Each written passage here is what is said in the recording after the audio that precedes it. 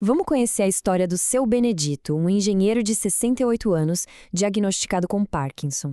Ele não estava atrás de um milagre, sabe? Sendo engenheiro, ele era um homem prático. O que ele queria mesmo eram respostas reais para melhorar o dia a dia dele, para conseguir voltar a fazer as pequenas coisas que ele tanto amava.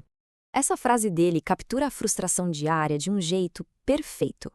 Imagina só a cena. Não conseguir mais tomar seu café da manhã em paz. Ou então não ter mais a firmeza nas mãos para cuidar do jardim, daquela hortinha que ele cultivava com tanto carinho. A sensação era de que cada novo dia era uma versão um pouquinho pior do dia anterior. Então aqui está o ponto crucial. O que a gente vai analisar agora não é nenhuma fórmula mágica, longe disso.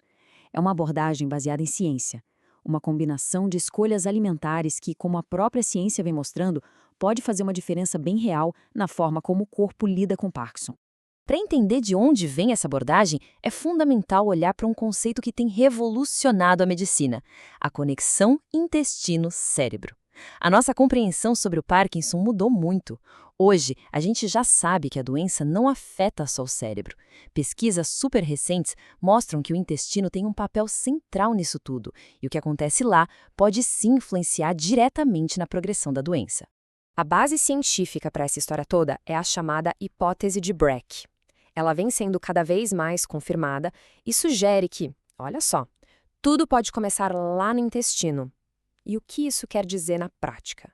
Que inflamação intestinal, que um desequilíbrio das bactérias que vivem lá, isso tudo não é mero detalhe. São peças-chave que podem, felizmente, ser influenciadas pela nossa alimentação. Vamos então para o primeiro dos 3 pilares fundamentais dessa estratégia: combater ativamente a neuroinflamação crônica, aquela que está associada ao Parkinson. Pense nisso como uma estratégia de defesa direta para o cérebro. Pensa na neuroinflamação da seguinte forma: as células de defesa do cérebro, que deveriam ser nossas guardiãs, ficam em um modo de alerta constante. É como se o alarme de incêndio ficasse ligado o tempo todo. Em vez de proteger, elas acabam liberando substâncias que inflamam e danificam justamente os neurônios que produzem a dopamina. A alimentação pode ajudar a, digamos, desligar esse alarme.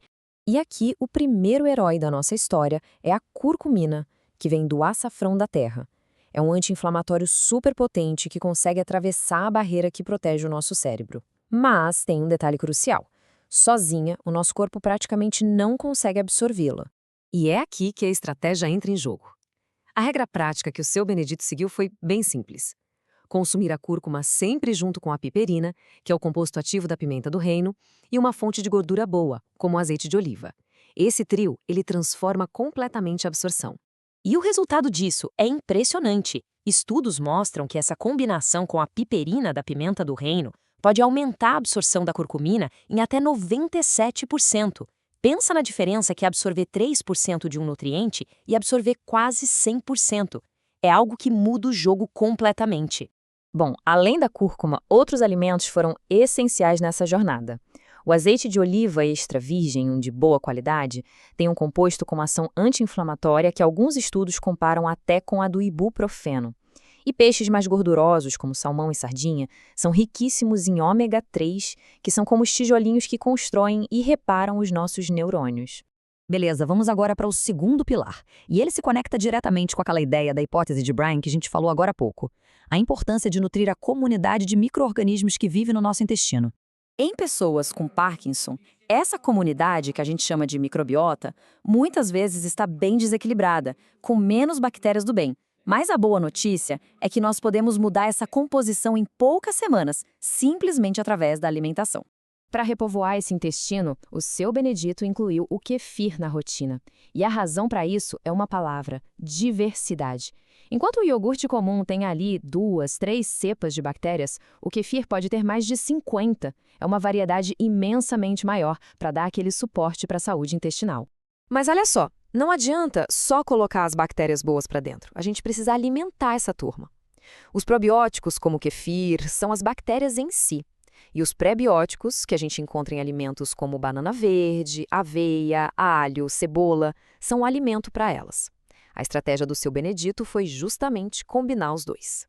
Chegamos ao terceiro pilar, e esse talvez seja o mais prático de todos: uma estratégia alimentar para maximizar o efeito da levodopa. É muito importante lembrar que qualquer ajuste na dieta que possa interagir com a medicação deve, claro, ser sempre discutido com a equipe de saúde. Dito isso, vamos entender a lógica por trás de otimizar a levodopa, que é o principal remédio para os sintomas motores do Parkinson. A levodopa tem um ponto fraco, um calcanhar de Aquiles, por assim dizer.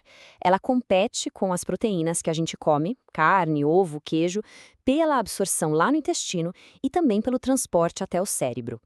Ou seja, quando uma refeição rica em proteína é consumida junto com o remédio, a levodopa acaba perdendo essa competição. Na prática, a diferença é brutal. Por exemplo, um café da manhã com ovos e queijo significa que as proteínas da comida estão ali brigando diretamente com a primeira e mais importante dose do remédio do dia. Agora, um café da manhã com frutas e aveia, bom, ele libera o caminho para que a levodopa seja absorvida de forma muito mais eficaz.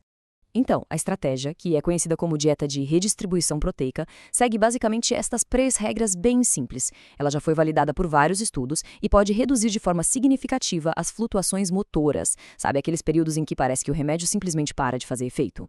E então, qual foi o resultado para o seu Benedito depois de 30 dias seguindo rigorosamente esses 3 pilares?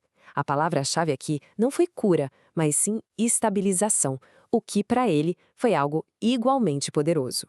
A mudança foi gradual, mas constante. Logo na primeira semana, a função intestinal dele melhorou. Na segunda, a medicação começou a ficar mais confiável. E no final do mês, ele estava de volta na sua horta. Uma vitória concreta e muito, muito significativa. Em termos formais, a pontuação de qualidade de vida do seu Benedito melhorou em 22%. Mas o que esse número significa de verdade? O que são 22%? Significa um homem que voltou a cuidar da sua horta e que voltou a tomar o café dele na varanda pela manhã sem derramar. E acho que a conclusão mais poderosa de todas vem das palavras dele mesmo. Aquela sensação de que tudo estava piorando constantemente desapareceu. Ele se sentia estável. E para quem convive com uma condição progressiva, a estabilização é, sem dúvida, uma vitória enorme. No fim das contas, a história do seu Benedito deixa a gente com uma reflexão importante. Além da ciência e da dieta, a mudança só foi possível porque ele tinha um plano e tinha apoio. E isso nos faz pensar qual é o verdadeiro papel de um aliado, seja um profissional de saúde, um familiar ou simplesmente um plano bem estruturado, na jornada de quem vive com uma condição crônica. É uma pergunta que vale a pena a gente guardar.